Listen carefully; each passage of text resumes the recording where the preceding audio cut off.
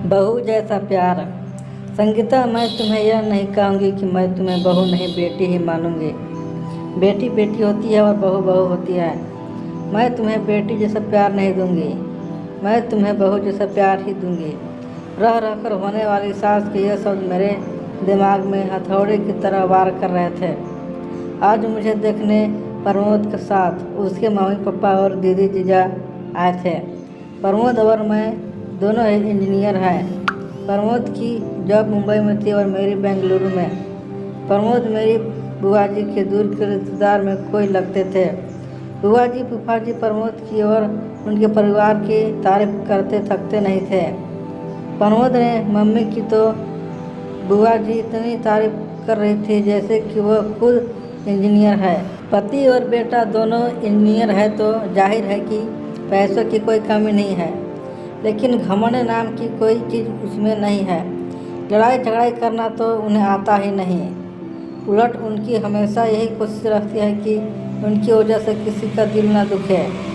खुद इंजीनियर होने के बावजूद और इतना पैसा होने के बावजूद खाना वे स्वयं बनाती है।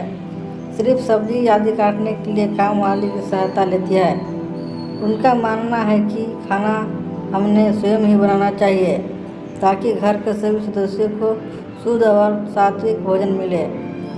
इतनी तारीफ सुनकर मुझे मन ही मन लग रहा था कि यदि यह संबंध हो जाता है तो मैं अपने आप को बहुत खुश नसीब समझूंगी, क्योंकि कहा जाता है न पति पत्नी के गुण न मिले तो चलता है, लेकिन सास बहू के गुण मिलना चाहिए, तभी वैवाहिक जीवन सुखी रहता है। यही सोचकर मैंने मन ही मन खुश हो रही थी कि मुझे बहुत अच्छी सास मिलने वाली है।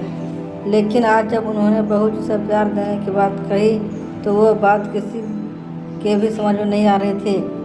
आज तक सभी ने यही सुना था कि हर सास ऐसा ही कहती है कि तुम्हें मेरी बहू नहीं बेटी हो, मैं तुम्हें बेटी जैसा प्यार दूंगी, लेकिन यह तो उल्टा ही हो रहा है। बहू जैसा प्यार घर में सभी को आशंका हो रही थी कि कहीं यह शादी के बाद फिल्मों वाली ललिता पंवार टाइप की सास न बन जाए। यदि ऐसा हुआ तो मेरा क्या होगा, लेकिन सिर्फ इस एक बात को नज़रअंदाज किया जाए तो बाकी सभी बातें अच्छी होने से घर के सभी सदस्यों को लग रहा था कि यह रिश्ता हो जाना चाहिए। और आखिरकार शादी हो गई। मेरी शादी तो हो गई, लेकिन दिमाग में हर वक्त मम्मी जी के शब्द तुम्हें बहू जैसा प्यार दूंगी गूंजते रहते थे। इसलिए मैंने मन ही मन डरी हुई थी। मैं प्रमोद से इस बारे में बात नहीं कर सकती थी, क्योंकि मुझे डर था कि कहीं प्रमोद यह न समझ बैठे कि शादी होते से ही मैं मम्मी जी के खिलाफ उनके कान भरना शुरू कर दिए। इसलिए मैंने मन ही मन फैसला लिया था कि मैं अपना हर काम इतना परफेक्शन से करूँगी कि मम्मी जी को शिकायत का मौका ही नहीं मिलेगा। जब शिकायत का मौका ही नहीं मिलेगा तो वो ललिता कुमार नहीं बन पाएगी। इस बात का मेरे ऊपर इतना असर हुआ कि मैं हर वक्त डरी डरी सी रहने लगी। प्रमोद ने भी 2-3 बार प्रेम से पूछा, क्या बात है, तुम खुश नहीं दिखती, तुम्हें किसी ने कुछ बोला क्या? मैं उन्हें क्या बोलती, मैंने इतना ही कहा, नहीं ऐसी कोई बात नहीं है। नया घर, नया वातावरण, सब कुछ नया होने से शायद मैं अपने आप को एडजस्ट नहीं कर पा रही हूँ। धीरे धीरे सब ठीक हो जाएगा। मम्मी जी पापा जी भी मेरा बहुत ख्याल रख रहे थे, हर वक्त बहुत प्यार से पेश आते, लेकिन मेरे मन में जो बहू जैसे प्यार की गांठ बैठ चुकी थी वो निकल ही नहीं पा रही थी। सब लोग कहते हैं ना कि शादी के बाद कुछ दिनों तक तो ससुराल के सभी लोग अच्छे से ही रहते हैं। असलियत तो धीरे धीरे सामने आती है। अभी तो शुरुआत है, इसलिए ये लोग प्यार जता रहे हैं। धीरे धीरे मेरा मन इन्हीं सब आशंकाओं से ग्रस्त रहने लगा। शादी के 8-10 दिनों बाद की बात है। मैं चाय बनाने के लिए दूध के गंज 3 लीटर दूध था। मैं से दूध निकालने लगी तो न जाने कैसा क्या मेरे हाथ से सांडसी बराबर पकड़ी नहीं गई और गंज हाथ से छूट गया। पूरा के पूरा गर्म दूध नीचे गिर गया। मैं इतनी ज़्यादा डर गई कि पूछो मत। कहाँ तो मैं सोच रही थी कि मैं हर काम पूरी परफेक्शन से करूँगी, और कहाँ यह दूध। उसमें भी खास बात यह थी कि दूध वाला दिन में सिर्फ एक बार सुबह ही दूध लाता था। पैकेट के दूध में मिलावट होने से वो घर में नहीं लाते थे। सभी लोग चाय का इंतजार कर रहे थे। गंज गिरने की आवाज़ सुनकर मम्मी जी ने बाहर से ही आवाज़ लगाई, संगीता क्या हुआ? मैं तो इतनी ज़्यादा डर गई थी कि मेरे मुंह से आवाज़ ही नहीं निकली। तब मम्मी जी खुद किचन में आए। मम्मी जी को सामने देखकर मैं डर के मारे कांपने लगी। मुझे लगा कि अब ये जरूर ललिता पंवार बन जाएगी, क्योंकि अब कल सुबह तक किसी को भी चाय नसीब नहीं होने वाली और सभी को चाय पीने की आदत है। मम्मी जी ने गिरे हुए दूध की तरफ और मेरे तरफ देखा और मैं बम फटने का इंतजार करने लगी। बस अब बम फटा, लेकिन ये क्या, बम तो फुसका निकला। मम्मी जी मेरे पास आए और बोले, कोई बात नहीं है संगीता, तुम इतनी डर क्यों रही हो?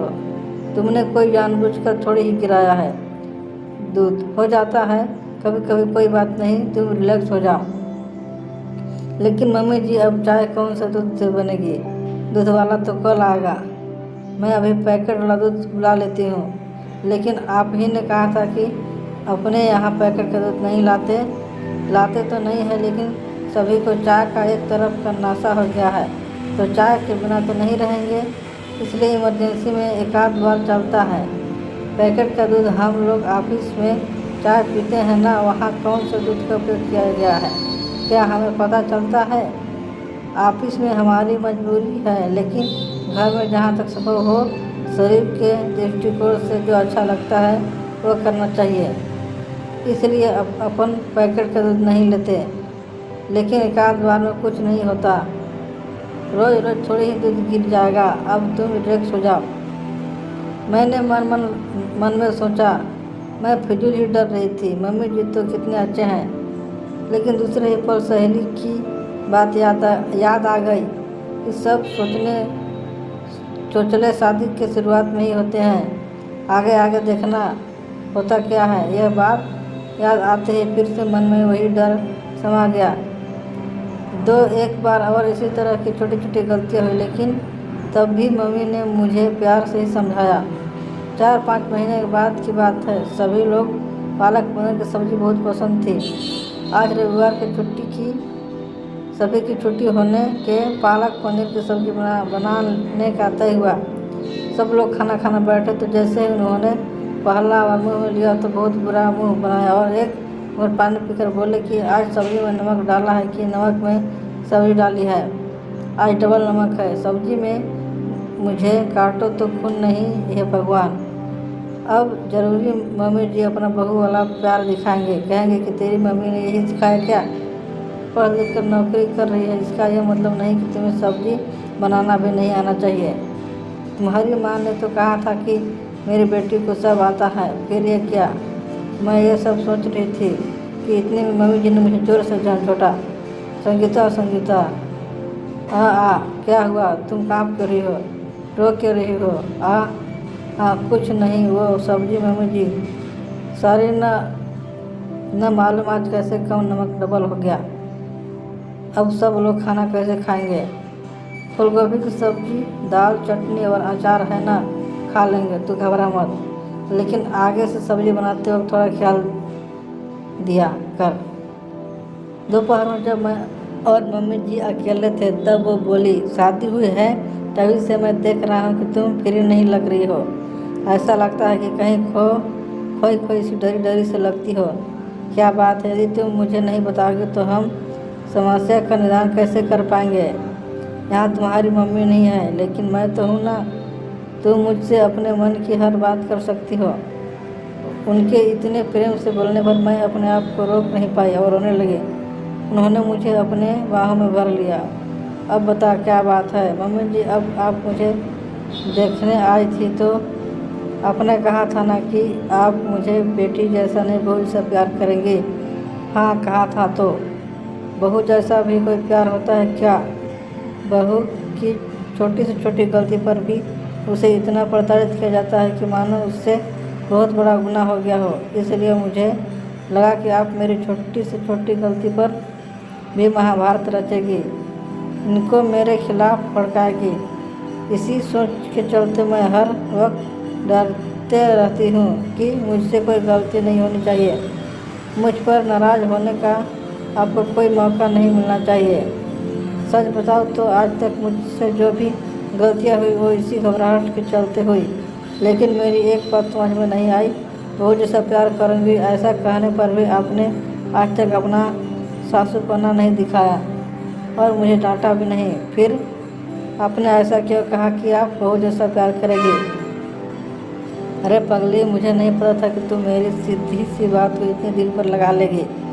एक बात बता, क्या कभी तूने किसी माँ को अपनी बेटी से यह कहते सुना है कि वह उसे बहू जैसा प्यार करेगी? नहीं ना।